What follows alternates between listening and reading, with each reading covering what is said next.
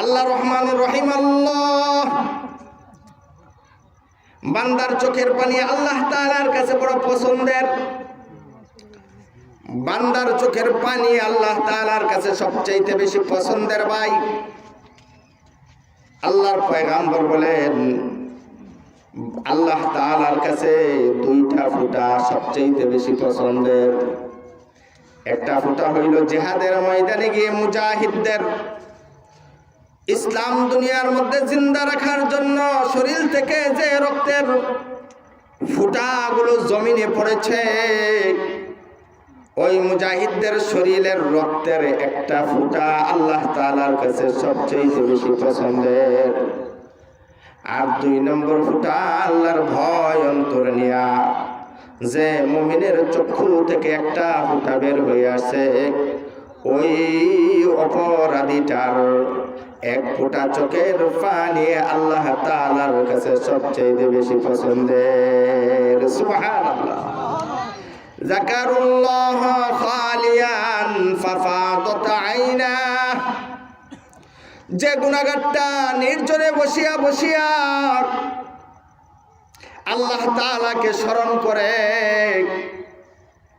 আল্লাহর কাছে প্রার্থনা করে আল্লাহ আমি গুনাহগার, তুমি আল্লাহ গাফফার, আর চোখ থেকে পানি জড়াই, আল্লাহর পয়গম্বর বলেন ওই গুনাহগারটাকে আল্লাহ রাব্বুল আলামিন এই চোখের পানির বিনিময়ে এমন পবিত্র করবেন, হাসরের ময়দানে লক্ষ কোটি মানুষের ভিতর থেকে ওই তওবাকারীকে, ওই ক্রন্দনকারীটাকে আল্লাহ তাআলা বলবেন আয় রে আয় গোলাম আয়। দুনিয়ার সব মানুষ ঘুমের ভিতরে চলে যাই, তোরে গোলাম দুনিয়ার পাক পাখালি, দুনিয়ার শ্রীগাল তার গর্তের ভিতরে রাত্রে আরাম করতো, ঘুমাইতো। দুনিয়ার পাক পাখালিগুলো নিজ নিজ বাসায় বসিয়া বসিয়া ঘুমের ভিতরে চলে যাইত। দুনিয়ার গৃহপালিত, দুনিয়ার চতুষ্পদ জানোয়ার জন্তুগুলো নিজ নিজ বাসায় ঘুমের ভিতরে চলে যাইত। ও গোলাম, দুনিয়ার সকল মানুষগুলো ঘুমাইয়া যাইত, কিন্তু তোর চোখ থেকে ঘুমের পর্দা জাহান্নামের ভয়ে চলে গিয়েছিল। আমি আল্লাহর ভয়ে অন্তরে নিয়াও তুই ঘুমাস নাই, তুমি ঘুমাস নাই, তুই রাত্রে বসিয়া বসিয়াও আমি আল্লাহর কাছে মাপ চাইতে, কোনো সময় সেজদায় গিয়া কানতে, কোনো সময় হাত উত্তোলন করে করে কানতে, কোনো সময় আল্লাহ আল্লাহ আল্লাহ বলিয়া চোখের পানিগুলি ছাড়তে, তুই আমি আল্লাহর কাছে দামি হইয়া গেলে। ওই যে দেখ হাসরের ময়দানে সূর্যটা চলে আসছে, হাসরের মানুষের উপস্থিতিদের 9 ইঞ্চি উপরে, সূর্যের 9 ইঞ্চি নিচে হাসরের ময়দানে মানুষগুলো অবস্থান করতেছে।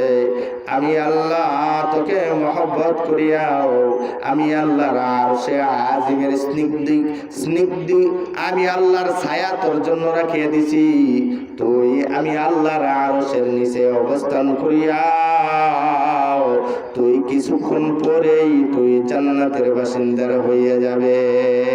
সুবহানাল্লাহ। কান্দার গুণ আছে না নাই? কানতে পারবেন তো আল্লাহ তাআলার কাছে? কানতে হবে, কান্দা লাগবে, চক্ষু থেকে পানি বের করতে হবে। দুনিয়ায় যদি কান্দ যায়, যত বেশি কানবে আল্লাহর ভয় অন্তরে নিয়ে,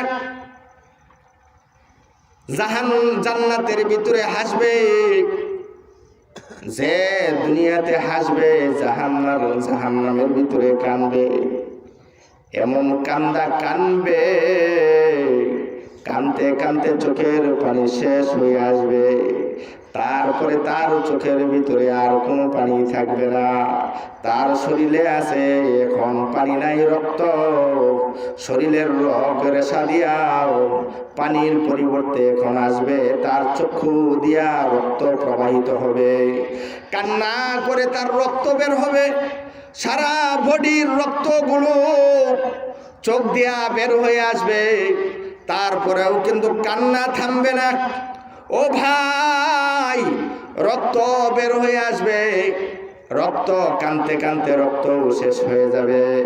এখন সারাটা বডির ভিতরে আল্লাহ রাব্বুল আলামিন আগুন ধরাইয়া দিবেন।